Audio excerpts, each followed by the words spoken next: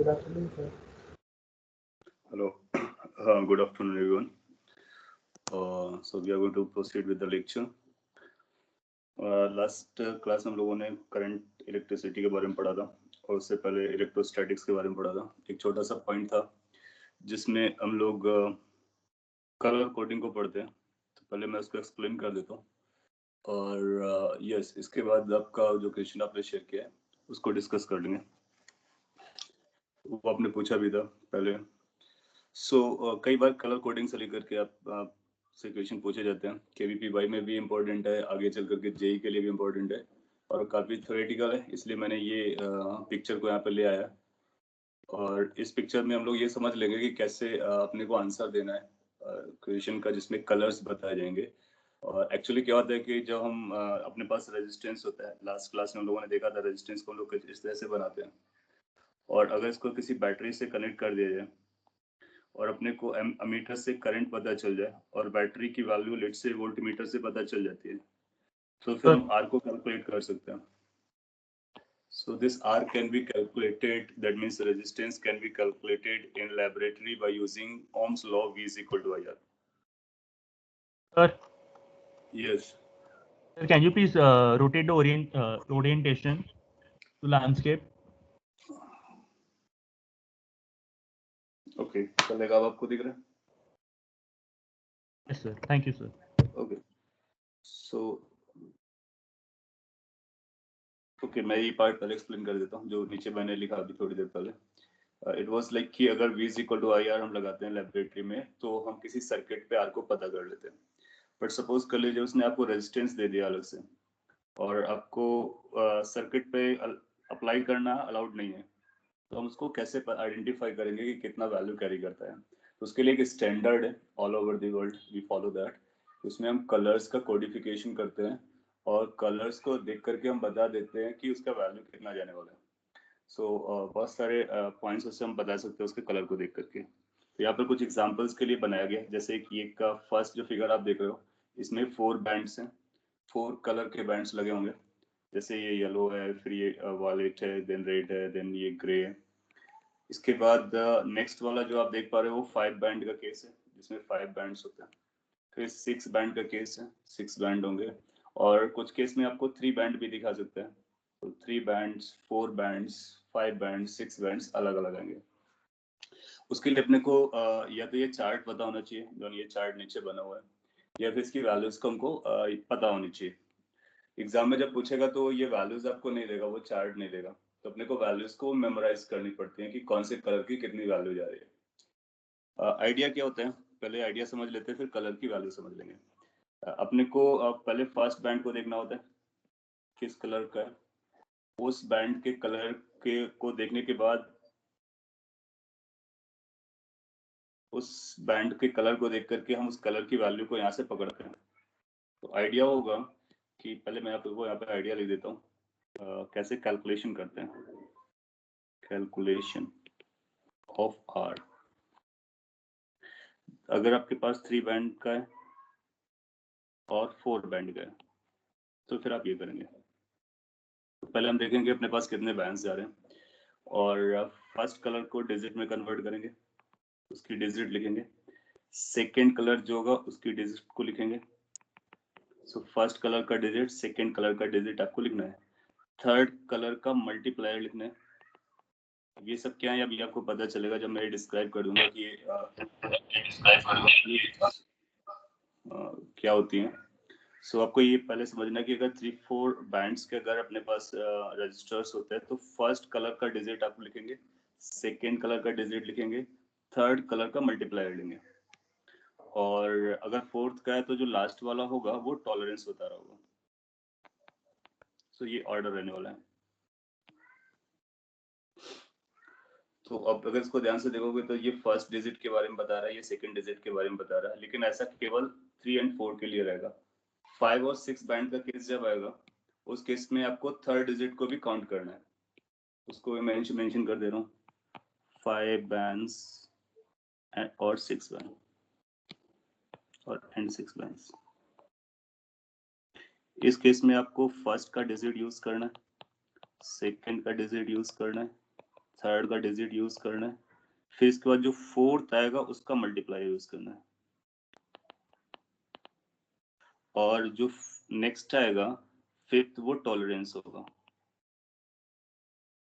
और लास्ट वाला केवल 6 वाले केस में आएगा। तो 6 वाले केस में एक स्पेशल आता है जिसको हम टेम्परेचर कॉफिशिएंट कहते हैं। तो लास्ट वाला नंबर जो आएगा वो टेम्परेचर कॉफिशिएंट आएगा, वो केवल 6 के लिए आता है। आपके लिए जो ज्यादा इंपॉर्टेंट रहेगा वो केवल मोस्टली इसकी जो न्यूमेरिकल वैल्यू है अप टू डिजिट और अधिकतर टॉलरेंस तक रहेगा। 6 केस में टेम्परेचर मल्टीप्लायर भी आता है और टेम्परेचर कॉफिशिएंट रादर वो भी आता है। सो अगर आपको कलर्स के नंबर पता हो, नाम पता, वैल्यूज पता हो, तो फिर आप इस तरह से करके एक डिजिट क्रिएट करते हो। अब ये कलर्स की वैल्यूज कैसे जाती हैं उसको आपको याद रखना पड़ता है, तो कई लोग उसका शॉर्ट फॉर्म बना लेते हैं। तो मैं एक शॉर्ट फॉर्म यहाँ पे लिख दे रहा हूँ, आप चाहो तो उसको याद कर सकते हो और उसको फॉलो कर सकते हो। जैसे यहाँ पर देखो, ये जो पहला है ये ब्लैक है, सेकेंड जो है वो ब्राउन है कलर, तो थर्ड नंबर पे जो बना हुआ है वो रेड है, नेक्स्ट नंबर पे जो बना हुआ है वो ऑरेंज है, उसके बाद जो कलर है वो येलो है, then it is green, then it is blue, then it is violet, lastly it is gray, and finally it is white. So ये जो ऑर्डर है इसको आपको याद रखना होता है, और अगर आपको इसको ये याद हो गया तो इनका वैल्यूज कैसे चलता है 0 1 2 3 4 5 6 7 8 9, तो 0 से लेकर के 9 तक के डिजिट्स होते हैं हमारे पास, और पूरी डिजिट्स को ये काउंट करता है। ओके, और इसके बाद हम इसको याद रखने के लिए कुछ इस तरह का एक्रोनिम्स याद रख सकते हैं, जैसे कि ये जनरली पॉपुलर रहता है, बेटर, बी, राइट, और देखो यहाँ से जो फर्स्ट लेटर होंगे वो उसी ऑर्डर पे चल रहे होंगे जिस ऑर्डर पे हमको चाहिए था, और your great big venture goes wrong. So in case आप इस स्टेटमेंट को याद रखते हो तो ये आपको ऑर्डर बता देगा कि कौन से ऑर्डर पे कौन सा कलर लाई कर रहा है। So it reads better be right or your big great venture goes wrong. Screen चल रहा है क्या? फ्रीज हुआ है सभी के लिए? Somebody is saying screen is frozen. अभी चल रहा है सर। अगर आप इस तरह से याद रखते हो तो जो फर्स्ट वाला बी है वो किसके लिए जाएगा? वो ब्लैक के लिए जाएगा। ब्लैक की वैल्यू कितनी आएगी? इस ब्लैक की वैल्यू 0 आएगी। फिर जो नेक्स्ट बी होगा उसका वैल्यू ब्राउन होगा, ब्राउन की वैल्यू 1 आएगी। देन रेड की वैल्यू 2 होगी, ऑरेंज 3 होगा, येलो 4 होगा, and then green 5, blue 6, violet 7, grey 8 and white 9। इन वैल्यूज को आपको इस तरह से याद रखने होते हैं। अब चाहो तो इसको ड्रॉ कर लो या स्नैपशॉट ले लो या फिर जो भी आपको सूट करें। तो इसके बाद में अब ये आपको सभी कलर्स की डिजिट पता चल गए, तो उन्हीं डिजिट्स को आपको यूज करना है फर्स्ट और सेकंड या फिर फर्स्ट सेकंड थर्ड केस में। फिर इसके बाद मल्टीप्लायर कैसे निकालते हैं? मल्टीप्लायर निकालने के लिए आपको क्या करना है? सो उसके लिए मैं आपको शॉर्ट बता देता हूँ। Multiplier is going to be given as 10 raised to power digit। तो जिस कलर का डिजिट आपको पता चला है, या फिर आप ऐसा लिख लो जो कलर डिजिट है, डिजिट कलर और कलर डिजिट जो भी आप लिखना चाहें। सो सपोज कर लीजिए आपके पास बी है ब्लैक वाला, तो ब्लैक के लिए 10 रेज़ टू पावर 0 करेंगे, इसका मतलब 1 हो जाएगा। आप इसको मैच भी कर सकते हैं, यहाँ पे ये मल्टीप्लायर की लिस्ट लगी हुई है। अगर आपको ब्राउन का केस देखना है तो 10 रेज़ टू पावर 1 करोगे तो 10 आ जाएगा, तो उसी ऑर्डर पे ये बढ़ता जाता है। सो इससे हमको मल्टीप्लायर मिल गया, तो डिजिट मिल गया, मल्टीप्लायर मिल गया, इसका मतलब हमको न्यूमेरिकल वैल्यू पता चल गई। 90% आपका काम हो जाएगा। कुछ केसेस में वो टॉलरेंस भी देता है, तो टॉलरेंस आपको अलग से याद रखनी पड़ेगी।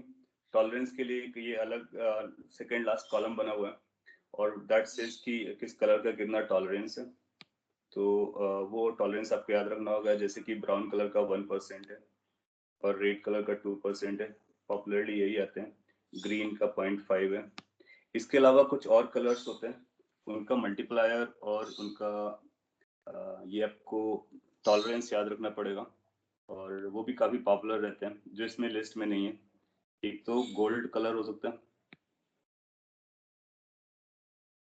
दूसरा सिल्वर कलर हो सकता है, और बिना कोई कलर का भी हो सकता है। So there is no colour band, तो उसको हम कितना मेंशन करते हैं वो बताएंगे। इनके लिए डिजिट कुछ भी नहीं होती है, इनके लिए मल्टीप्लायर होता है। कितना मल्टीप्लायर होता है? गोल्ड के लिए जो मल्टीप्लायर हम लोग यूज करते हैं that is 1/10, that is 0.1। Silver के लिए 1/100, दैट इज 0.00। ये इनका मल्टीप्लायर होता है। और टॉलरेंस नहीं, स्क्रीन चल रहा है, मेरे को दिख रहा है। आप उसको एक बार ऑन ऑफ करेंगे तो चलेगा। 0-1 होता है। टॉलरेंस के केस में आप बात करोगे तो टॉलरेंस वैल्यू कितनी होती है? गोल्ड के लिए +-5%, सिल्वर के लिए +-10%, और नन के लिए +-20%. So this also you can add in your notes. So apart from these colors, gold, silver या फिर विदाउट कलर के लिए, इन तीनों कलर्स के लिए कोई डिजिट नहीं होती है। इसका मतलब ये फर्स्ट सेकंड में नहीं आएंगे और थर्ड में भी नहीं आएंगे। अगर 5 और 6 बैंड्स का केस है, उसके बाद आएंगे, तो उनका मल्टीप्लायर कितना यूज करना है, टॉलरेंस कितनी यूज करनी है, वो आप डिस्कस करें। और अगर आपको ये समझ में आया तो हम लोग एक एक करके चेक कर सकते हैं और उसके बारे में बात कर सकते हैं।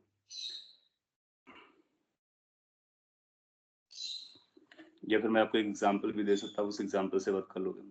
जैसे ये 4 का बैंड है, अब इसको अगर आप वेरीफाई करो तो 4 केस में कैसा दिया गया, मैं इसको एक्सप्लेन कर देता हूँ। अब देखोगे 4 का जो ये 4 बैंड है, तो अपने को केवल 2 कलर्स का डिजिट लेना होगा। तो पहले हम येलो का डिजिट लेंगे। येलो कहाँ पे फॉल करता है? 4 नंबर पे, तो ये बनेगा 4। फिर हम जाएंगे सेकेंड डिजिट पर। सेकेंड ये कलर आपको दिख रहा है जो कि वॉयलेट है। वॉयलेट कौन सी कैटेगरी का था? 7, तो इसको हम 7 लिखेंगे। एंड 2 अपना डिजिट हो गया। अब मल्टीप्लायर पे जाएंगे। मल्टीप्लायर कितना है? Multiplier is the rate, rate is 100, 10⁻², तो इसको 100 से मल्टीप्लाई कर देंगे और इसके बाद इतना ओम इसका आंसर हो जाएगा। सो इट विल बिकम 4700 ओम। अच्छा, जो लास्ट वाली है उसको हम देखेंगे कि ये टॉलरेंस से लेकर के है। ये टॉलरेंस कौन सा कलर का है? ये जो टॉलरेंस का कलर है उसके लिए इस कलर के लिए ये 2 पॉइंट्स हमने ये अलग से टेबल में रहते हैं, इनको भी ध्यान रखना। ये जो कलर है इस कलर के लिए टॉलरेंस 10% होती है, तो यहाँ से 10% टॉलरेंस लगा देगा। तो क्या इसका जो फर्स्ट का आंसर आने वाला है वो ये बन जाएगा 4700 ohm with 10%। Now check this value which is 4.7 kilo ohm 10% के साथ है।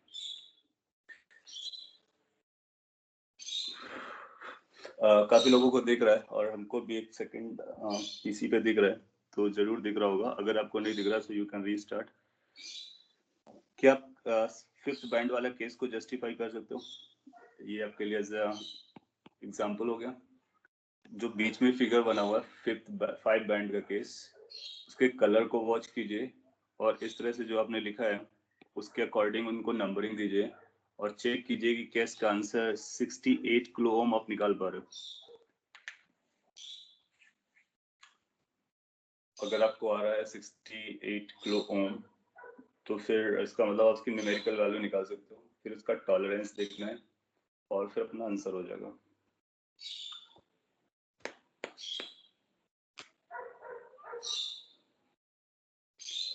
सिंस वो 5 बैंड्स हैं, इसका मतलब फर्स्ट 3 कलर्स जो होंगे वो डिजिट को लेके चलेंगे। तो फर्स्ट 3 कलर से डिजिट लीजिए, फोर्थ को मल्टीप्लायर पकड़िए, फिफ्थ को टॉलरेंस के लिए यूज कीजिए। अगर कोई जस्टिफाई कर पा रहा है अपने आप में कैलकुलेट करके तो अच्छी बात है, नहीं कर पा रहे हो तो आपको जरूर बोलना है कि बताइए तो मैं एक्सप्लेन करता। अगर आपने फिफ्थ जस्टिफाई कर लिया है फिर 5 बैंड का, तो क्या 6 बैंड वाला केस भी जस्टिफाई कर पाओगे? Check it. सिंस ये 6 बैंड है तो फर्स्ट 3 डिजिट्स आएगा, फोर्थ मल्टीप्लायर आएगा और नेक्स्ट वाला टॉलरेंस आएगा, उसके जो लास्ट वाला होगा वो टेम्परेचर के बारे में बात करता है। तो आपको टेम्परेचर आप ना भी याद रखेंगे तो चलेगा, तो ये लास्ट वाला कॉलम आप ना भी याद रखेंगे तो चलेगा। टॉलरेंस आपको याद रखनी है और मल्टीप्लायर डिजिट्स के लिए ये शॉर्टकट्स हैं। जस्टिफाई कर लीजिए। आ रहा है, बहुत अच्छी बात है। तो एग्जाम में ऐसे ही वो आपको देगा और आपसे एक्सपेक्ट करेगा कि आप उसकी वैल्यू बताइए। कई बार क्या करेगा कि वो आपको लिख के देगा, तो मैं आपको एग्जांपल देता और उसका आंसर आपको देना है। सो एक एग्जांपल मैं बनाने की कोशिश करता हूँ। सपोज करो आपके पास एक रजिस्टर है और उस रजिस्टर के बारे में पहले तो स्ट्रेट फॉरवर्ड पूछते ज्यादा सही रहेगा। स्ट्रेट फॉरवर्ड मीन्स पहले मैं आपको कलर देता हूँ और आपको ये बताना है कि उसकी वैल्यू कितनी है। सो मे बी लाइक दिस कि ऐसा लिखा हो अ रजिस्टर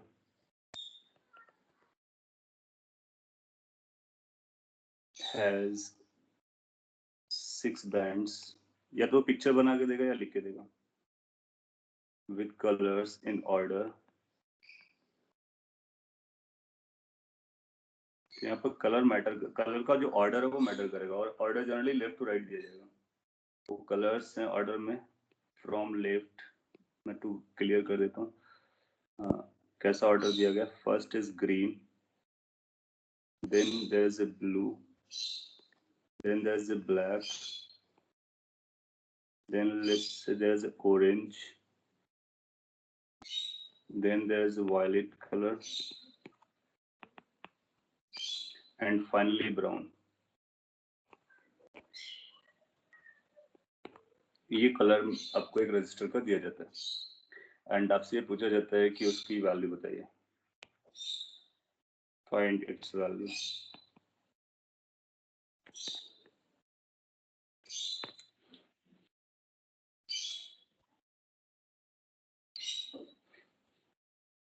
तो अगर प्रीवियस स्लाइड आपने उसका आइडिया ले लिया है तो आप जरूर बता सकते हो कि इसकी वैल्यू कितनी होने वाली है।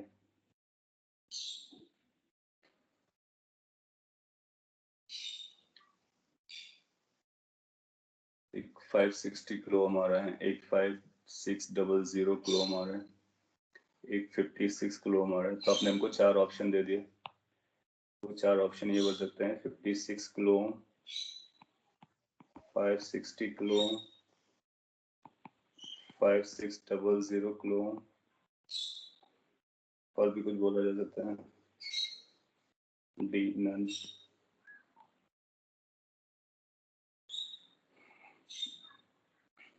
सो आप समझ सकते हो कि आपके लिए इम्पोर्टेंट क्या है। इम्पोर्टेंट ये है कि क्या आपको वो याद रहता है कि कौन से किसके कलर का है, तो वो आपको याद रखना बहुत जरूरी है।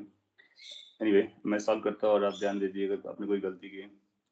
सो सिंस ये 6 बैंड का केस है तो आपको पहले 3 डिजिट्स बनाएंगे, ये मल्टीप्लायर बनेगा और ये आपका टॉलरेंस होगा और ये टेम्परेचर होगा। ये आपको समझ में आना चाहिए। सिंस हमने टॉलरेंस वाला एग्जाम ऑप्शन नहीं दिया है तो न्यूमेरिकल वैल्यू तो निकाल देते हैं।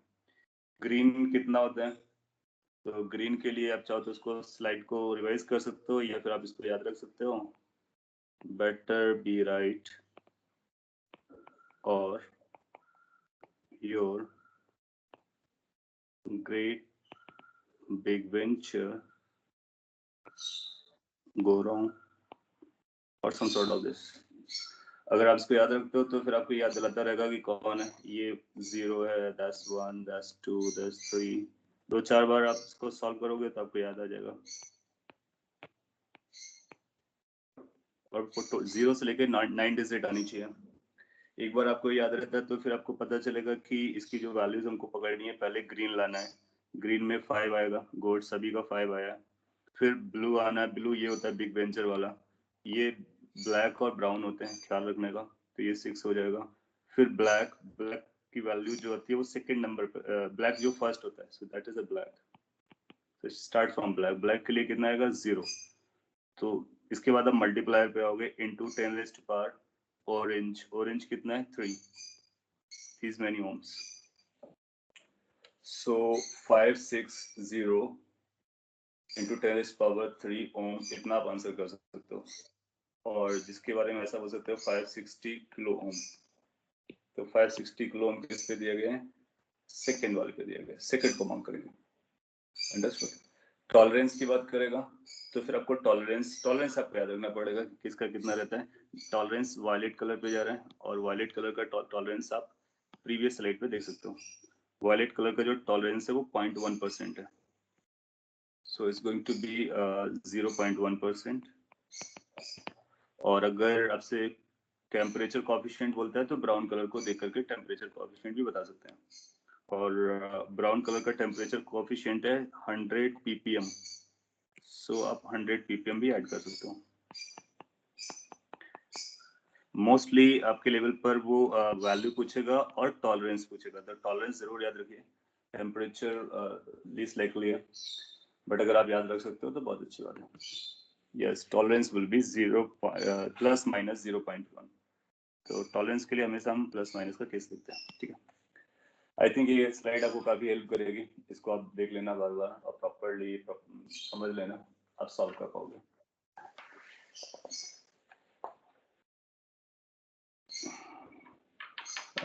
Temperature will be there in all cases.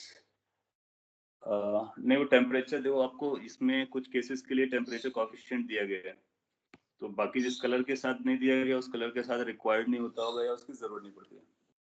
तो जितना आपको ये टेबल पे दिया है बस आपको उतना समझ कर रखना है, उससे आपको पता चल जाएगा। ये टेबल हम लोग इंजीनियरिंग में यूज करते हैं, आप भी यूज करोगे इंजीनियरिंग में जाकर के। सो मतलब कि इतना ही अपने को नीड पड़ती है प्रैक्टिकल स्टेज में। इसके बाद हम लोग आगे बढ़ते हैं। हालांकि मैग्नेटिज्म हम लोगों को पढ़ना है, तो अभी एक क्वेश्चन आपने पूछा था स्टार्टिंग में, और वो आपके लिए रेलेवेंट भी होगा। तो इक्विवेलेंट रेजिस्टेंस निकालने के लिए इनफाइनाइट लैडर केस में उसका मैं आइडिया दे देता हूँ। तो कभी इनफाइनाइट लैडर केस आपको मिलेगा, तो उस केस में हम रेजिस्टेंस इक्विवेलेंट कैसे निकालते हैं। इनफाइनाइट लैडर का मतलब है कि कुछ आपको इस तरह के रेजिस्टेंस लगा के देगा। लेट्स से ये रेजिस्टेंस है, then there is this resistance, और इस तरह की जो सीरीज होगी वो इनफाइनाइट तक रन कर रही होगी। So what idea goes behind, मैं आपको बता देता।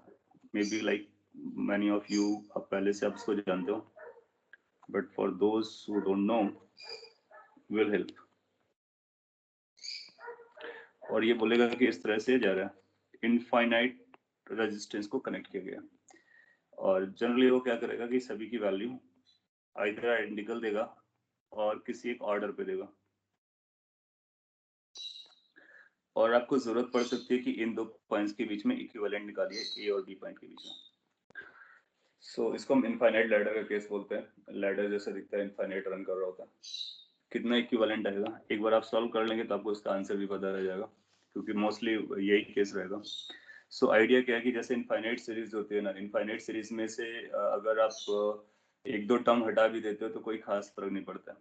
सो we will start like this, let R across AB that is equivalent resistances are not, ऐसा हम एज्यूम करते हैं। फिर हम ऐसा क्लेम करेंगे कि सपोज कर लीजिए हमने P और Q पॉइंट कैच किए, नए पॉइंट P और Q कैच किए, और अगर हम केवल इतना सर्किट का पोर्शन वॉच करते हैं जो PQ के बियॉन्ड है, आगे को भूल जाते हैं। सो अगर आप ध्यान से ऑब्जर्व करोगे तो PQ के आगे का जितना भी सर्किट है ये एग्जैक्टली वैसा ही है जैसा ओरिजिनल था।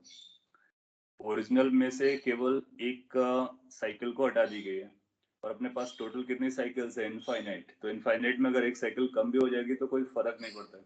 तो पॉइंट इज, हम ये क्लेम कर सकते हैं कि P और Q के क्रॉस जो इक्विवेलेंट रेजिस्टेंस आएगा तो R P Q के क्रॉस आएगा, वो भी R नॉट आएगा। ये भी हम क्लेम कर सकते हैं। ये एक बहुत छोटा सा इम्पोर्टेंट पॉइंट है।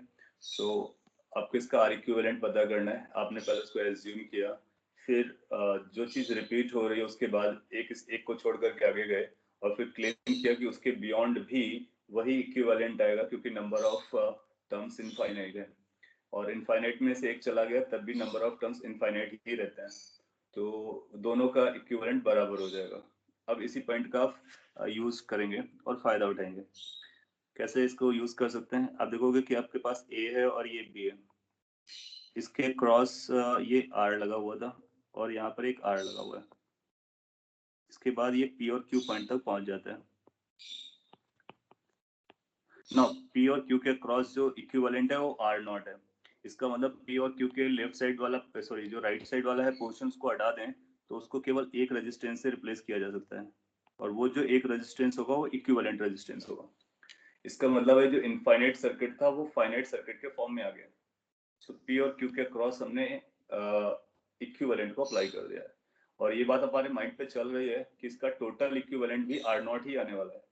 तो आपके पास एक सर्किट है, आपको ये भी पता है कि अननोन वैल्यू आर नॉट है और उसी अननोन वैल्यू का यूज भी चल रहा है, तो एक इक्वेशन बन जाएगी, और एक इक्वेशन बन गया तो एक अननोन को सेटल किया जा सकता है, और अपने पास बाय द वे एक ही अननोन है आर नॉट, तो अपना आंसर आर नॉट के टर्म में निकल आएगा।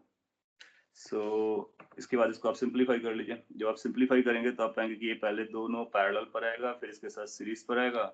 जो आर ए बी आने वाला है उसमें आर के साथ एक सीरीज पे आएगा, वो जो सीरीज पे आएगा वो आर और आर नॉट का पैरेलल वर्जन होगा, और आर ए बी की वैल्यू भी आर नॉट है, तो बस इसको आर नॉट से इक्वेट करा दूं। ये आपको इक्विवेलेंट समझा मैंने कैसे निकाला है? इन दोनों का पैरेलल फिर इसका सीरीज वो आप जानते होंगे। So we get an equation R naught is equal to R plus R into R naught divided by R plus R naught। आप इस इक्वेशन को सॉल्व करके R naught निकाल सकते हैं। अब जब इसको सॉल्व करेंगे तो आप पाएंगे कि R naught में क्वाड्रेटिक इक्वेशन बनेगी। उस क्वाड्रेटिक इक्वेशन को आपको सॉल्व करना है और R naught की वैल्यू R के टर्म में मिल जाएगी। I hope you can solve it and I'm giving you 1 minute to give the answer। Solve करके इसके R naught की वैल्यू R के टर्म में बताइए। आप क्रॉस मल्टीप्लाई कीजिए, क्वाड्रेटिक बनेगा उसका, ये फिर एक मेथड होता है, उस मेथड से आर नॉट की वैल्यू निकालने का। इसके बाद फिर आप इस केस को हमेशा के लिए याद रख सकते हो। So please solve and let me know what this R naught is going to be ultimately।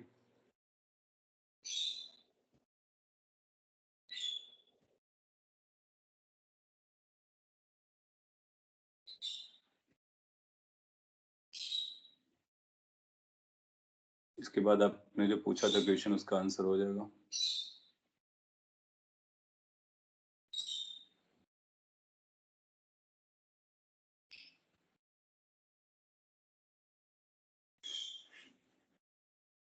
और आपने जो दूसरा डाउट पूछा है नामिस अग्रवाल, वो भी एक अच्छा क्वेश्चन है, तो उसका भी पॉइंट मैं बता देता हूँ अभी।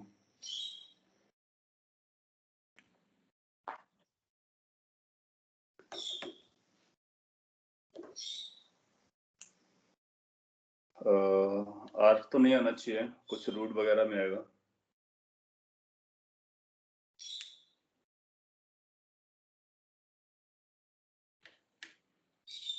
मैं इसलिए भी वेट कर रहा था ताकि आप खुद सॉल्व करें और आपका आंसर है, तो यहाँ पे मैं शॉर्ट में सॉल्व कर दे रहा हूँ। देखिए कि आपने ये किया है, क्रॉस मल्टीप्लाई करेंगे आप, तो ये बनेगा R naught minus R in bracket R naught plus R is equal to R R naught. हाँ, सो √5/2 समथिंग सॉर्ट दिस आना चाहिए। कैसे आएगा मैं यहाँ पे आपको दिखा देता हूँ। This will go R naught square minus R square is equal to R R naught. आपका आर नॉट वेरिएबल है, आर नंबर है, so r naught square minus r into r naught minus r square is equal to 0। ये quadratic equation बना, just like x square plus ax square plus bx plus c equal to 0। तो उसमें आप r naught निकालना चाहते हो तो minus b लिखते हो, plus minus under root b square which is r square minus 4ac, और 4 में a 1 है, c माइनस r स्क्वायर है, तो ये 4r स्क्वायर हो जाएगा, डिवाइड बाई ट्वाइस है। आप देखोगे r/2 आपको कॉमन मिल जाएगा, 1 प्लस माइनस √5 हो जाएगा। माइनस इसलिए नहीं लोगे क्योंकि रेजिस्टेंस नेगेटिव नहीं हो सकता है, तो प्लस वर्जन लेने का। इसका मतलब इसकी जो वैल्यू आएगी that will be 1 plus √5/2 into r। So this will be the value of R naught. So minus sign को drop करेंगे क्योंकि minus will make resistance negative and resistance cannot be negative. It has to be positive 1 finally. So 1 plus root 5 by 2 R.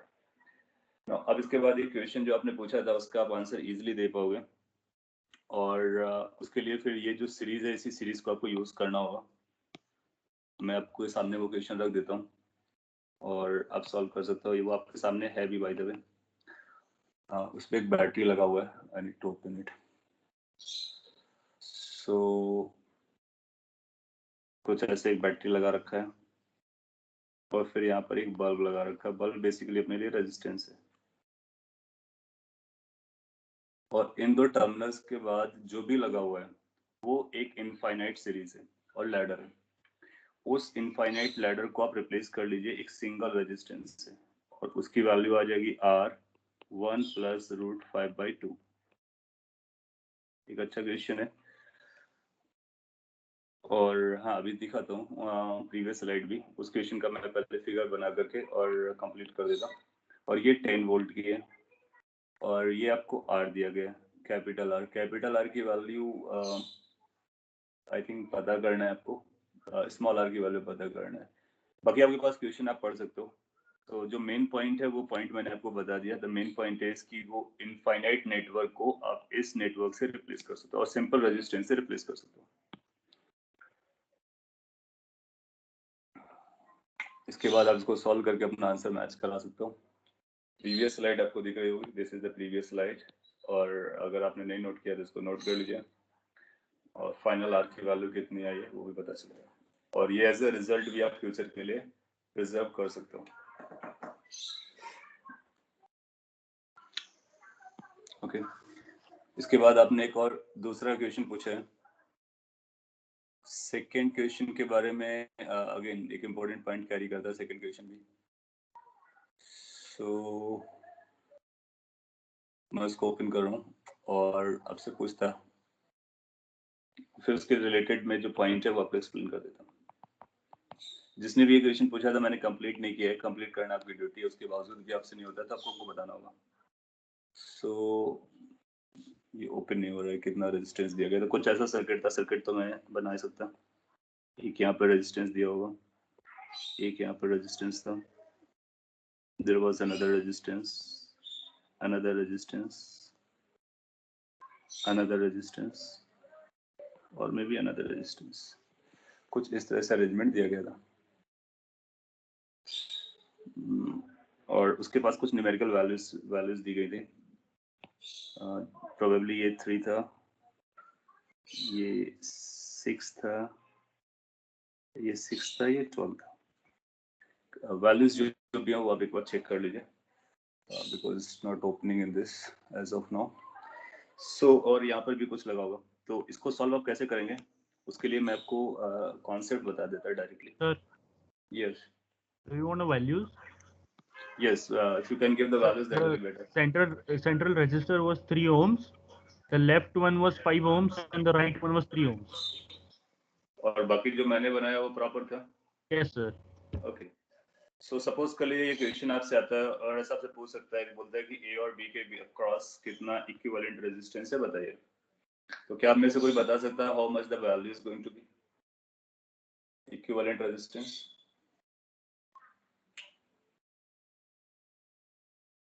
I'm just asking for just to know whether you know this point or not. एक answer 14 आ रहा है.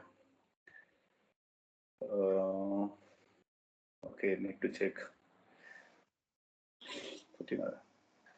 So कैसे solve करते हैं. देखो कि इसमें आपको ये पता करना पहले इम्पोर्टेंट हो जाएगा कौन सा सीरीज में कौन सा पैरेलल में. बट आप ट्राई करोगे तो आपको पता नहीं चल पाएगा.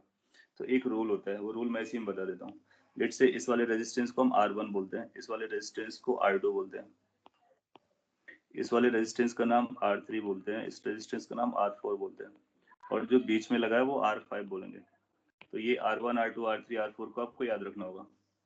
और कभी भी अगर आपको ऐसा मिलता है if R1 divide by R2 is equal to R3 divide by R4 then it is called balanced Wheatstone brace. कई बार वो नाम भी ले सकता है, balanced Wheatstone brace.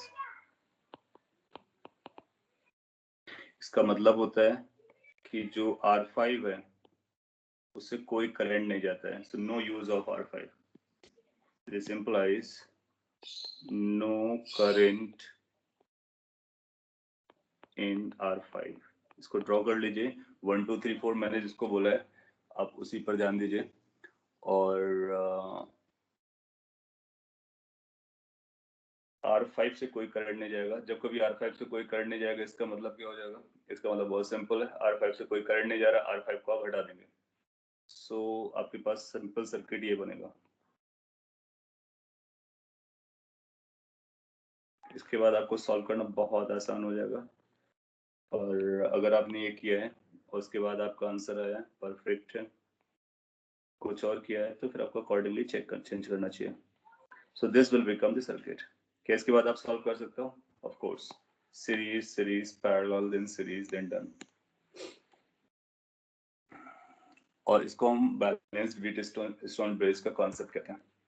लेकिन ये तभी आप लगाओगे जब ये कंडीशन मैच कर रही होगी. यहाँ पे ये कंडीशन मैच कर रही थी. 3/6 is half, 6/12 is half, so half and half they are equal. Okay, छोटा सा पॉइंट है लेकिन बहुत इंपॉर्टेंट पॉइंट है. करंट इलेक्ट्रिसिटी में बहुत ज्यादा. If R1 and R3 are interchanged then the condition would be उस केस में वो व्हीटस्टोन होता है वो बैलेंस नहीं होता है. उसके लिए हमारे पास और भी मेथड होते हैं, स्टार डेल्टा मेथड, जिसके बेसिस पर हम उनको सिंप्लीफाई कर लेते हैं. और एक बेसिक मेथड तो अपने पास हमेशा ही है. सर यस सर, ये मतलब सच्ची में होता है क्या? हमने ऐसे अजम्पशन लिया है. ये अजम्पशन नहीं है, ये फैक्ट है. इसको आप प्रूव भी कर सकते हो. ये एक फैक्ट है, एक बहुत इंपॉर्टेंट इंफॉर्मेशन है. इसको और भी टर्म में बोला जा सकता है. लेट्स इस पॉइंट का नाम C दे दिया जाए, इस पॉइंट का नाम D दे दिया जाए, तो आपको ऐसा पूछ सकता है कि A, C और D के पोटेंशियल के बारे में बताइए. आप बोलोगे C और D का पोटेंशियल बराबर हो जाएगा.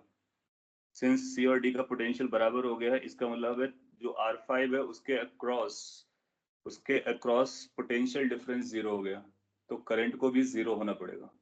और ये तभी होगा जब इस तरह के रेशियो बराबर होंगे, या फिर इनके आपस में रेशियो बराबर होंगे. आप समझ रहे हो? इसको आप ऐसे भी लिख सकते हो. कैसे? R1/R3 is equal to R2/R4. और कोई केस नहीं चलेगा, इन्हीं केसेस के बारे में बात चल रही है.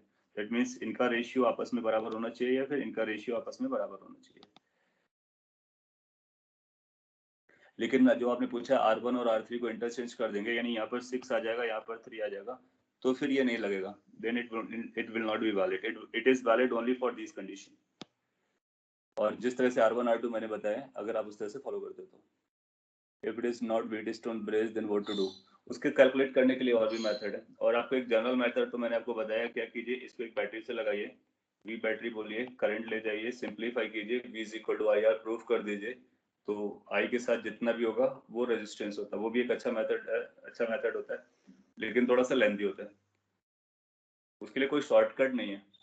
तो पॉइंट इज कि ये जो आपने क्वेश्चन पूछा था, काफी कॉम्प्लिकेटेड क्वेश्चन होते हैं, लेकिन एक पर्टिकुलर कंडीशन के लिए काफी सिंप्लीफाइड हो जाते हैं. वो particular condition is balanced Wheatstone brace. इसके बाद आप इसका आंसर निकाल सकते हो. Done, I am sure. Okay, so current electricity के ये 2 पॉइंट्स थे जो मैं बताना चाह रहा था. आपने क्वेश्चन में पूछ लिया. एक इनफाइनाइट लैडर केस और दूसरा व्हीटस्टोन ब्रेस. और उसके साथ साथ आपने कलर कोडिंग भी लर्न किया, जो कि काफी इंपॉर्टेंट है. और एक्सपेक्टेड है कि 1-2 क्वेश्चन आपको मिल सकता है इसमें.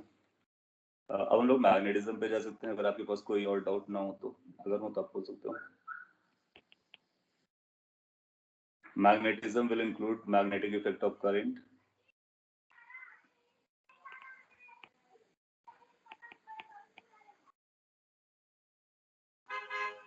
As well as bar magnet, और जिसको आप परमानेंट मैग्नेट कहते हो. सो बार मैग्नेट और परमानेंट मैग्नेट के साथ साथ मैग्नेटिक इफेक्ट ऑफ करंट, ये हम इससे रिलेटेड क्वेश्चन आपसे एक्सपेक्टेड रहेंगे.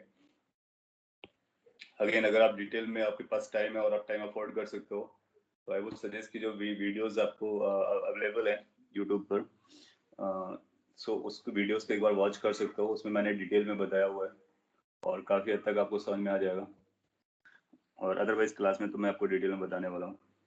अच्छा, इसका आइडिया क्या है, जैसे अपने पास एक चार्ज होता है, चार्ज की वजह से आपने पढ़ा था एक इलेक्ट्रिक फील्ड आती है, एग्जैक्टली उसी वजह से जब चार्ज मूव करने लगता है तो करंट बनता है, करंट की वजह से भी एक फील्ड आती है, उसको मैग्नेटिक फील्ड कहते हैं।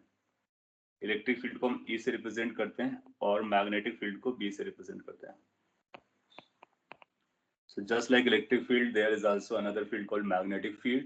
Electric field is caused by or produced by or initiated और उसका जो रीजन होता है वो चार्ज होता है, और मैग्नेटिक फील्ड का जो कॉज होता है वो करंट होता है। और अगर आप ध्यान से देखो तो चार्ज और करंट वो एक ही स्टोरी है, चार्ज रेस्ट पर होता है, करंट में चार्ज चल रहा होता है। इसका मतलब इलेक्ट्रिक फील्ड और मैग्नेटिक फील्ड भी आपस में क्लोजली लिंक्ड होते हैं।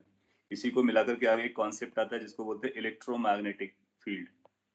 इलेक्ट्रोमैग्नेटिक फील्ड का मतलब इलेक्ट्रिक फील्ड और मैग्नेटिक फील्ड को एक साथ आप वॉच करते हो, और because they are same thing, और ऐसा कह सकते हो कि वो एक ही कॉइन के दो साइड्स हैं, तो एक ही स्टोरी को बता रहे होते हैं।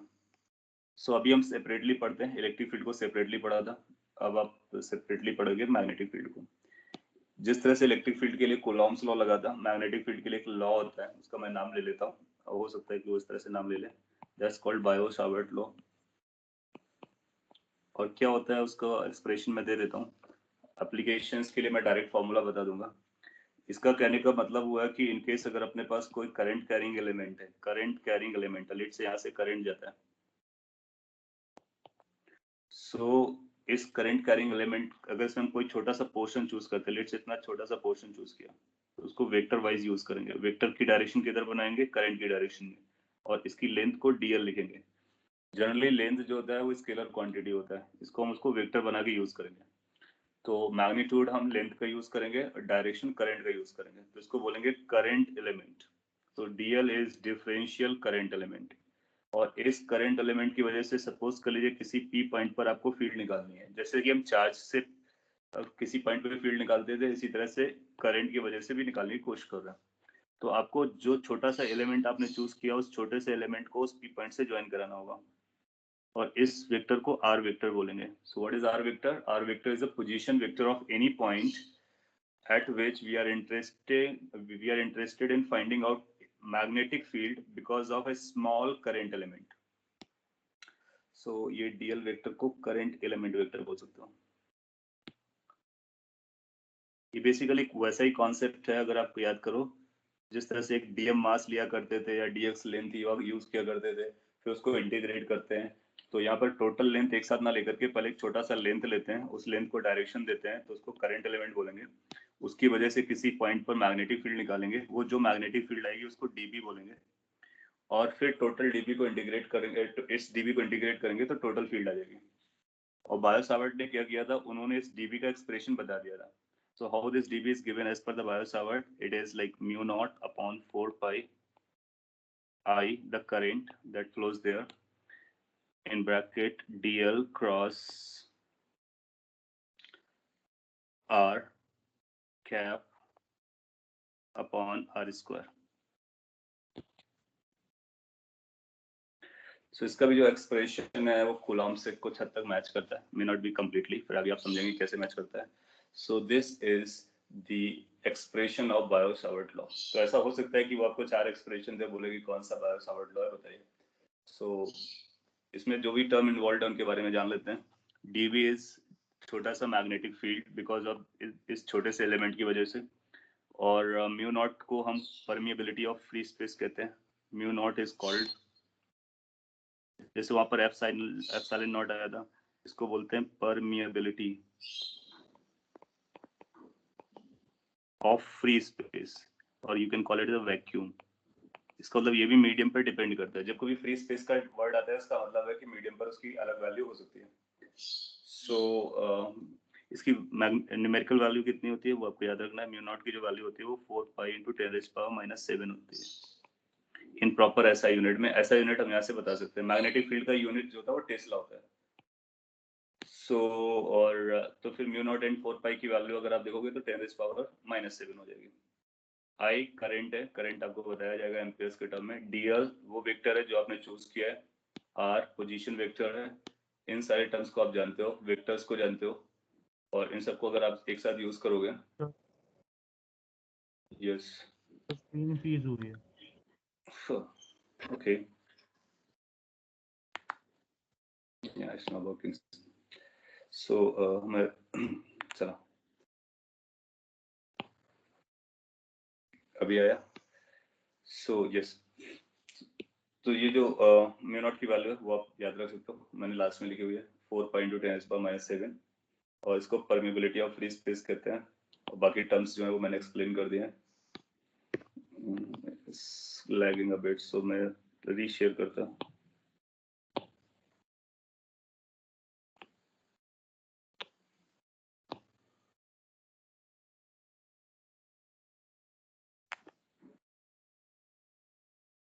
Okay, so back to this slide. Biot-Savart law के बारे में बताया, एक ये करंट कैरिंग वायर यूज किया गया, आर यूज किया गया, पी पॉइंट पर डीबी निकाला गया जो यहाँ से, और इसको अगर आप डिटेल में प्रॉपर समझना चाहते हो तो इसके लिए आपको क्रॉस प्रोडक्ट डायरेक्शन बताएगा, वो डायरेक्शन आपको समझना है, और मैग्नीट्यूड भी इसी से आएगा। टोटल मैग्नेटिक फील्ड निकालने के लिए दोनों तरफ इंटीग्रेट कर दोगे, जैसे आप दोनों तरफ इंटीग्रेट करोगे आपको टोटल मैग्नेटिक फील्ड मिलता है। सर यस, आर कैप बस डायरेक्शन के लिए, आर कैप डायरेक्शन के लिए, यस, आर कैप डीएल के साथ क्रॉस कर रहा है। कई बार इसको इस तरह से भी लिखते हैं तो आप कंफ्यूज मत होना, कई बार इसको ऐसा लिखेगा mu not I divide by 4 pi d l vector cross r vector divide by r cube. तो कई बार नीचे आर क्यूब लिखेगा और कभी वो आर स्क्वायर लिखेगा, तो आप बोलोगे कि दोनों सही है। दोनों सही इन द सेंस कि ऊपर क्या लिखा गया है। अगर आप अपसाइड आर कैप लिखते हैं तो डाउन साइड आर स्क्वायर लिखने का, अगर अपसाइड आर वेक्टर लिखते हैं तो डाउन साइड आर क्यूब लिखने का। आपको पता होता है कि आर कैप के साथ अगर आर के मैग्नीट्यूड से मल्टीप्लाई करते हैं तो आर वेक्टर बनता है। सो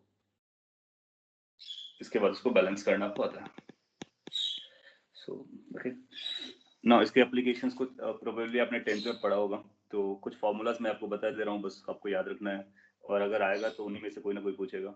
मैग्नेटिक फील्ड, जैसे कि अगर आपको एक करंट कैरिंग वायर देता है, इनफाइनाइट वायर है और ये करंट लेके जा रहा है, और पॉइंट आपने यहाँ पे चूज किया P, जो कि यहाँ से लेट से R डिस्टेंस पर है, तो P पॉइंट पे जो मैग्नेटिक फील्ड का फॉर्मूला बनता है that is mu not I divide by twice pi into R, this is the formula. और डायरेक्शन किधर जाएगा, डायरेक्शन अंदर की तरफ जाएगा। सो ये एज अ रिजल्ट आप याद रख सकते हो, ये कब, infinite current carrying straight wire.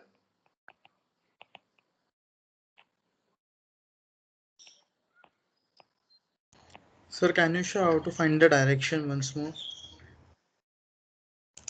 Okay, right right hand rule को आप यूज कर सकते हो। कैसे यूज करना है, आप यहाँ पर डीएल लो, कहीं पर डीएल करंट की डायरेक्शन में जाएगा, ठीक है, और आर अगर आप चूज करोगे, अगर मैंने डीएल यहाँ पे लिया तो हमारे लिए आर वेक्टर इधर बनेगा। बेसिकली अपने पास दो वेक्टर हैं, एक ऊपर डीएल जा रहा है और एक इधर कहीं आर जा रहा है, और वन थिंग इज क्लियर कि both the vectors are in the same plane, isn't it? So direction of cross product, अपने को डायरेक्शन चाहिए होती है डीएल क्रॉस आर से। तो जब आप डीएल क्रॉस आर करोगे तो फर्स्ट वेक्टर की डायरेक्शन में राइट हैंड की पाम्स को रखोगे, फिर सेकंड की डायरेक्शन में कर्ल करोगे। जैसे आप ऐसा करोगे तो थंब देखोगे किधर जाएगा, डाउन साइड जाएगा, आई मीन इन साइड जाएगा। और स्क्रीन के परपेंडिकुलर होना ये तो गारंटीड हो गया, क्योंकि हम लोगों ने रूल बनाया था कि अगर दो वेक्टर्स आपको पता है तो क्रॉस प्रोडक्ट उन दोनों वेक्टर्स के परपेंडिकुलर होता है। इसका मतलब उस प्लेन के परपेंडिकुलर होता है जिस प्लेन पे वो दोनों लाई कर रहे होते हैं। इसका मतलब स्क्रीन के परपेंडिकुलर जाना है, right hand rule will say dl cross r is downwards, hence it is downwards. Sir Yes. Sir tesla का डायमेंशन क्या होगा, टेस्ला का डायमेंशन टेस्ला, ओके, यहाँ से आता है टेस्ला का डायमेंशन। अच्छा सर, म्यू नॉट, टेस्ला को हम लोग टेस्ला के टर्म में लिखते हैं, और अब देखो कि टेस्ला को हम कई तरह से निकाल सकते हैं। अगर आप उसमें लिखना चाह रहे हो आगे चल करके एक फोर्स फॉर्मूला है, F is equal to QVB। Force का डायमेंशन आप जानते हो, Q का आप जानते हो, V का जानते हो, तो B टेस्ला को लिख सकते हैं हम बाकी सब के टर्म में। यस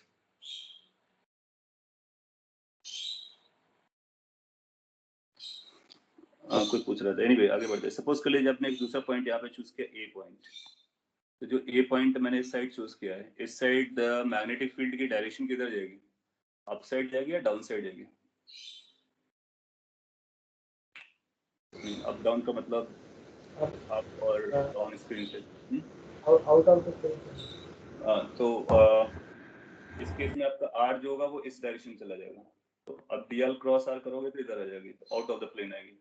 तो आप इसको जनरलाइज कर सकते हो। जनरलाइज कैसे कर सकते हो कि अगर ये वायर है ना, if this is a wire, so this side of the wire will have a field into, and this side of the wire will have a field outwards. तो एक तरफ into आएगी, एक तरफ outwards आएगी, no matter कहाँ पे point आप लेते हो।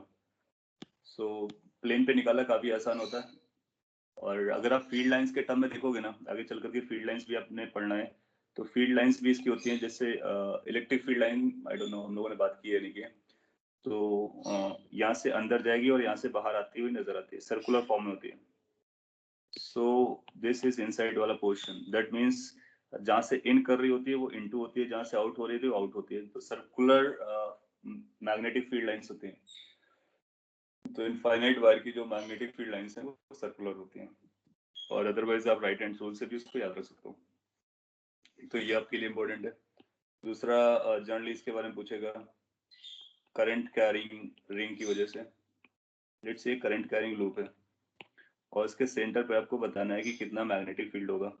ये लेट्स से ये इसकी करंट जा रही है। So magnetic field at centre B is equal to mu naught I upon twice A for radius. So this is the formula for magnetic field at the center of it.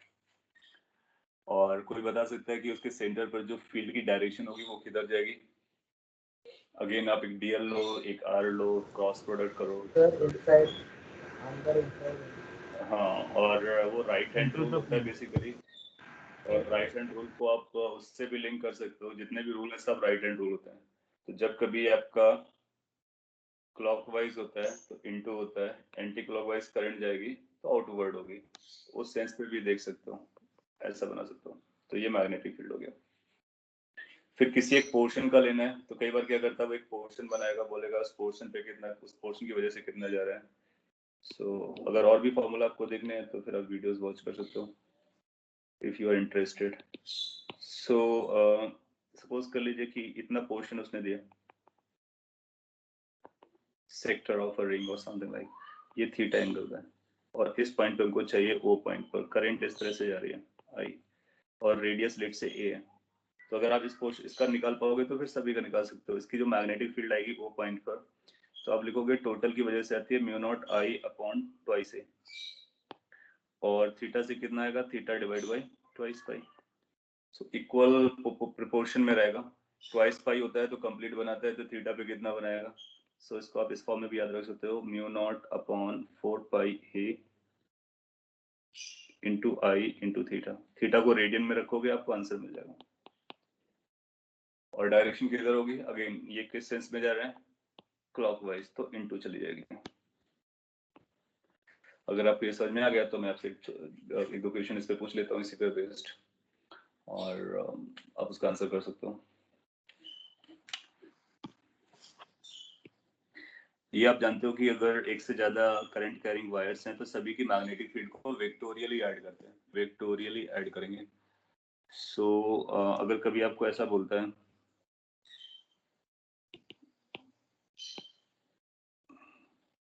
कि अपने पास एक current carrying wire है जो इस तरह से, और ये इनफाइनाइट है, यहाँ से करंट आता है, फिर यहाँ से चलता है और यहाँ से होते हुए वापस इधर से चला जाता है। Same current is flowing. Centre point पर अपने को बताना है ये O पॉइंट है, एंड लेट्स से कि इसकी जो रेडियस है वो आपको पता है, रेडियस A है। Find magnetic field at O. So इस केस में जब आप मैग्नेटिक फील्ड पता करने की कोशिश करोगे तो आपको दो का सम करना है। एक तो ये इनफाइनाइट, ये बहुत छोटा सा ओपनिंग है तो इसको ऑलमोस्ट इनफाइनाइट कंसीडर कर सकते हो। दूसरा ये रिंग, और दोनों की मैग्नेटिक फील्ड ऊपर निकालेंगे, फिर दोनों को हम वेक्टोरियली हैंडल करेंगे, फिर अपना आंसर बताएंगे। तो मैं आपके साथ में सॉल्व करता हूँ और ध्यान दीजिए। लेट्स से कि जो स्ट्रेट वायर है उसको हम 1 दे देते हैं और जो रिंग है उसका नाम 2 दे देते हैं।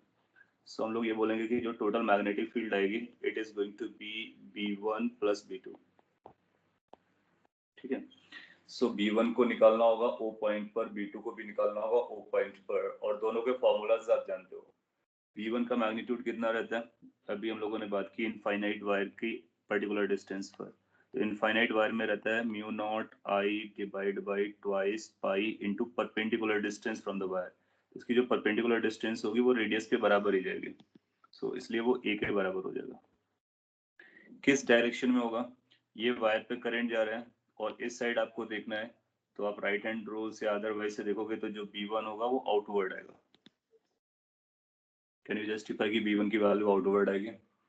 आप एक DL यहाँ पे ले लो, R इधर दिखा लो, DL ये हो गया, R ये हो गया, DL क्रॉस R कीजिए तो आपको पता चल जाएगा कि B1 किधर जा रहा है। अंडरस्टूड। फिर B2 के बारे में बात करेंगे। B2 एक का लूप की वजह से है, वो भी देखा, mu not I upon twice से होता है। और लूप की वजह से किधर जाएगा, लूप की वजह से इनटू जाएगा, क्योंकि वो ये क्लॉकवाइज है तो इनटू द प्लेन जा रहे हैं। ये भी पॉइंट अभी हम लोगों ने वॉच किया था। अब आपको टोटल बताना है तो आप बोलोगे कि टोटल सिंस अपोजिट जा रहा है तो 1 माइनस 2 हो जाएगा। 1 को हमने ज्यादा पकड़ा है इसलिए 1 की डायरेक्शन में बोलेंगे इसको। सिंस दोनों के फॉर्मूले में पाई का इशू है इसलिए वो कैंसिल आउट नहीं कर पाएंगे, तो आप बोलोगे ये बनेगा mu not I divide by twice A common आ जाएगा, 1 बाई पाई माइनस 1, ये आंसर हो जाएगा। सिंस ये नेगेटिव आएगा क्योंकि 1 बाई पाई छोटा है, तो इतना आंसर हमने B1 की डायरेक्शन में बोलना है, आउटवर्ड। तो फाइनल आंसर कैसे करेक्ट करेंगे, इस तरह से करेक्ट कर लेंगे, B is equal to mu not I divide by twice A 1 minus 1 by pi into the plane. So correct version हमारा ये हो जाएगा। आप इस तरह से लिखो तब भी सही है, इस तरह से लिखो तब भी सही है, बोथ आस्किंग। तो अगर आपसे डायरेक्शन पूछता है तो डायरेक्शन आपको इनटू बतानी होगी, इसको देख करके आउट नहीं, क्योंकि इसका मैग्नीट्यूड भी नेगेटिव है। सो मैग्नीट्यूड को पॉजिटिव करने के बाद फिर डायरेक्शन बताते हैं। अंडरस्टूड। सो इस तरह से आपसे magnetic field because of ring और वायर के कॉम्बिनेशन से पूछ सकता है। एक और क्वेश्चन मैं आपको देता हूँ सिमिलर टाइप का, आपको उसका आंसर देना है एंड फिर इसके बाद आगे की स्टोरी। सिमिलर टाइप का क्वेश्चन है, एक्सपेक्टेड है कि आप आंसर बता देंगे और करेक्ट बताएंगे, ये ज्यादा इंपॉर्टेंट है। सो अगेन अपने पास एक इनफाइनाइट करंट कैरिंग वायर है और इस पे करंट रन करता है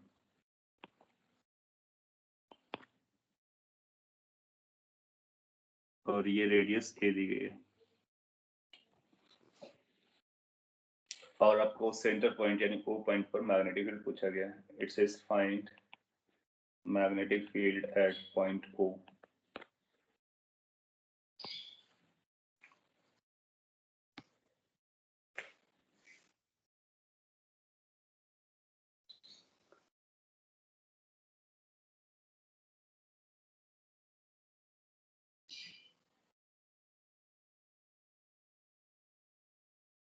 हाँ, तो आप बोलोगे कि माइनस का प्लस हो जाएगा, ठीक है, चलता है। सो आप पाओगे कि जो B1 है एग्जैक्टली वही करना है, फर्स्ट की वजह से निकालोगे। लेट्स इसको फर्स्ट नाम दिया गया, इसको सेकंड नाम दिया गया, and then because of 1 is going to be outwards, so outwards is B1, because of second it's going to be outwards, you just sum them up and claim कि outward answer होने वाला है। तो अब देखो कि इस पे एक, इसलिए इसको मैंने डेलिबरेटली बनाया कि इसमें इसको बीच में कट नहीं दिखाया गया, तो नहीं दिखाता है तब भी आप वैसे यूज करेंगे, दोनों को अलग अलग दिखाता है तो उसके हिसाब से करंट को आप देख लेंगे। हाँ, इस पे अगर ट्विस्ट डालना होता तो हम ऐसे डाल सकते थे ट्विस्ट। तो ये आपने देख लिया प्लस लगाने से काम आ जा रहा है, तो लेट्स इसको हम इस तरह से बनाते हैं, थोड़ा सा इसी फिगर में थोड़ा सा चेंज कर रहे हैं।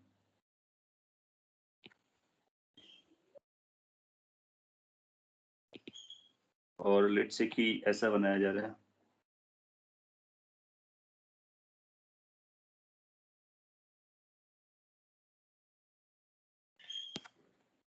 आई होप कि जो फिगर की इंटेंशन है वो आपको समझ में आ रही है। सो अगर इस तरह से बनाया गया दैट मीन्स फिर करंट आई बताएगा तो आपकी करंट यहाँ से जाएगी और ये फिर अंदर वाले पोर्शन से यहाँ चली जाएगी, फिर इस वाले पोर्शन से यहाँ पर आएगी और फिर यहाँ से बाहर हो जाएगी। तो जो आपने अभी बनाया था और या फिर इस तरह से बनाया जाए, दोनों का एक ही मतलब समझेंगे। उस केस में वो क्या करेगा कि यहाँ पर करंट की डायरेक्शन नहीं दिखाएगा, वो केवल फर्स्ट पार्ट पे करंट दे देगा यहाँ पर और आपसे बोलेगा कि अब बताइए कितना मैग्नेटिक फील्ड आएगा। सो उसके पाथ को देख लेंगे कि पाथ यहाँ से आएगा, फिर इसके अंदर से जाता है, कंप्लीट करता है, बाहर से कैसा निकल जाता है। तो बेसिक है इसकी, वो इस तरह से करंट को फ्लो कराएगा। और अगर वो बना के देता है तो लाइफ बहुत आसान हो जाएगी, तो फिर आपको डायरेक्टली आंसर देने का। ओके, सो ये मैग्नेटिक फील्ड की वजह से हो गया, मैग्नेटिक फील्ड हो गया करंट कैरिंग लूप की वजह से। इसका एक और एटलीस्ट फाइनल रिजल्ट मैं बता देता हूँ और डिटेल में एक्सप्लेनेशन को रिकॉर्डेड लेक्चर से मिल सकता है। और ये IITs के लिए तो काफ़ी इंपॉर्टेंट रहा है, KVPY में भी पूछा जा सकता है अगर वो चैलेंजिंग पेपर बनाने की कोशिश करता है तो। वो ये पूछेगा कि अगर इस पर करंट रन कर रही है, लेट्स से ऐसा करंट रन कर रही है और ये लूप है और एक पॉइंट P हमने यहाँ पे चूज किया P, जो कि x डिस्टेंस पर है। आपसे पूछ सकता है कि बताइए P पॉइंट पे डायरेक्शन क्या होगी। Find direction of magnetic field at P। मैं कुछ ऑप्शन भी दे रहा हूँ आपको और आपको देखना है कि कौन सा ऑप्शन में करेक्ट हो सकता है। एक वन डायरेक्शन है, एक टू डायरेक्शन है,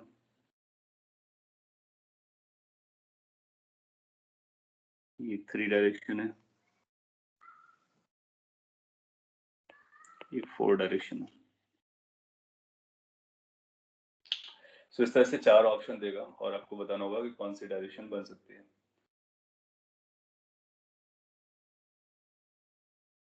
सो एटलीस्ट आप इतना सिमेट्री को यूज करके बोल पाओगे कि 3 4 जैसे नंबर नहीं होंगे। 3 4 जैसे नंबर कोई नहीं हो सकता है, क्यों? क्योंकि ये सिमेट्रिकल अरेंजमेंट है। सिमेट्रिकल अरेंजमेंट में भी हमारा आंसर जो होगा डायरेक्शन वो भी सिमेट्रिकल आना चाहिए। अगर 3 हो सकता है तो फिर ये वाला 3 क्यों नहीं हो सकता, ये क्यों नहीं हो सकता है, 4 हो सकता है तो इधर क्यों नहीं हो सकता है। पॉइंट है कि सिमेट्री को देख करके आप बता सकते हो। So most of you will go with either 1 और 2। अब 1 और 2 में 100% श्योर कैसे होना है, उसके लिए फिर आप देखोगे कि अगर अपने आप को आप यहाँ पे खड़ा करते हो, अपने आप को यहाँ पर खड़ा करते हो, तो आप पाओगे कि आपको करंट किस सेंस में जाती हुई नजर आएगी। तो you will find current will be moving in the sense clockwise as per the person at point P। तो अगर वो क्लॉकवाइज उसको नजर आता है तो क्लॉकवाइज का मतलब होता है इनटू दैट पेपर और प्लेन। तो ये जो प्लेन ऑफ द लूप है उसके इनटू जाएगी। इनटू जाने का मतलब ऐसा जाता हुआ नजर आना चाहिए, और ऐसा जाता हुआ कौन सा सपोर्ट कर रहा है, 2। सो हम बोलेंगे 2 इज द करेक्ट आंसर। समझते हैं? सो कैसे आप निकाल सकते हो कि जिस पॉइंट पे पूछा जाए वहां पर आप अपने ऑब्जर्वर खड़ा करो। अगर लूप है तो देखो कि वो क्लॉकवाइज जा रहा है एंटी क्लॉकवाइज। अगर क्लॉकवाइज जा रहा है तो जो लूप के प्लेन के अंदर की तरफ जाता है, और अगर एंटी क्लॉकवाइज है तो प्लेन से बाहर उस ऑब्जर्वर की तरफ आता है। तो 1 तब आंसर देंगे जब करंट की डायरेक्शन रिवर्स कर दी जाए। 2 इस केस का आंसर दे देंगे। और इसके लिए ये जो पॉइंट मैं बताना चाह रहा था वो ये है कि x की जो वैल्यू होती है, लेट्स इसकी रेडियस r है, तो जो x की वैल्यू r/√2 होती है, एक स्पेशल नंबर होता है। सो ये एज अ फैक्ट आप याद रख सकते हो, p is maximum when x is equal to r/√2। So इसके अगर एक्सिस पर आप डिफरेंट डिफरेंट पॉइंट पर मैग्नेटिक फील्ड को कैलकुलेट करना चाहोगे तो अलग अलग वैल्यूज लेकर के आएगा। लेकिन एक पॉइंट होगा जिसका वैल्यू है r/√2, जो कि रेडियस बाय √2 होती है। उस पॉइंट पर आप पाएंगे कि इसकी मैक्सिमम वैल्यू मिलेगी, मैक्सिमम वैल्यू मिलेगी, राइट। तो इसको आप याद रख सकते हो। एक बार मैं चेक कर लेता हूँ, μ0 IA x, ये इलेक्ट्रोस्टैटिक केस का था। ओके, इसको आप 1 मिनट के लिए हटाई दो,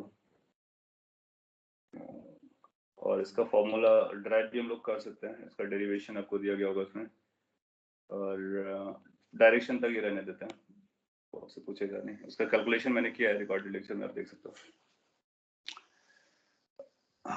वो जो पॉइंट मैं बताना चाह रहा था वो इस केस के लिए ज्यादा इलेक्ट्रोस्टैटिक के लिए पूछता है कि अगर ये चार्ज दिया गया, ये आप याद रख सकते हो, मैं यहाँ पे बना दे रहा हूँ कि इसके पास अगर चार्ज Q है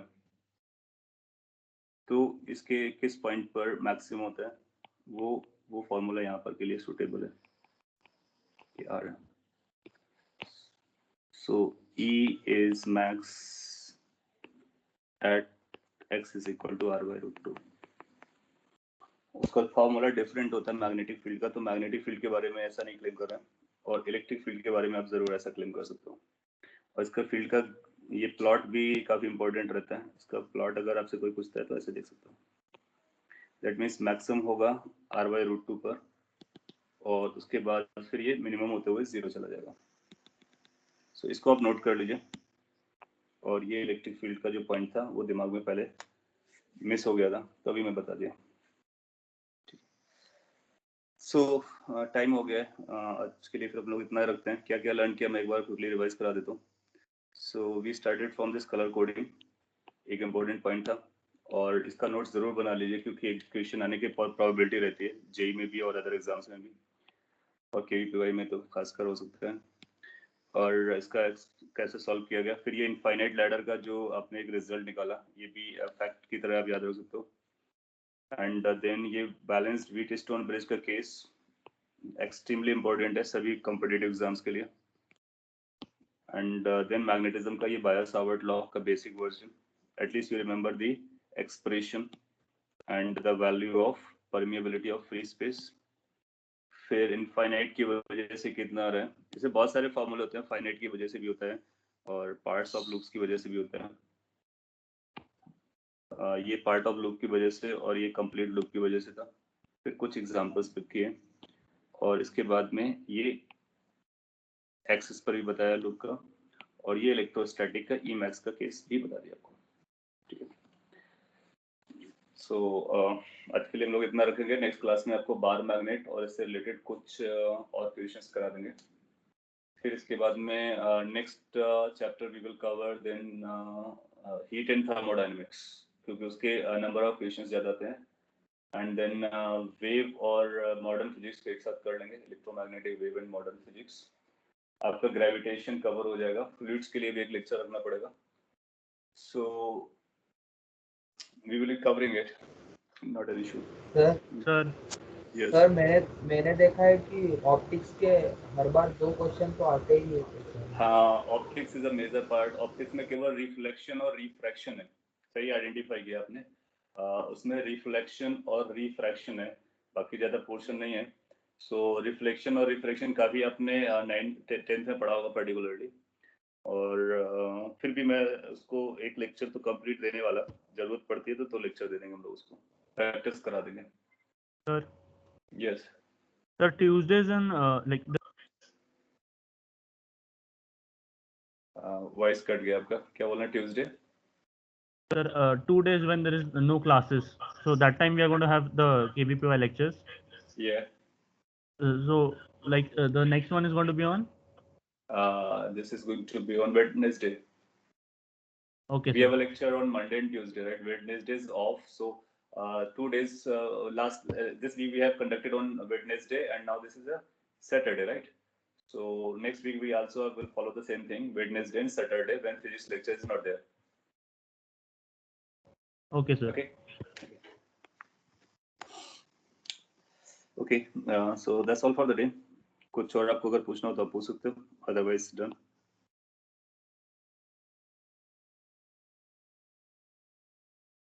Okay, thank you everyone then. Sir.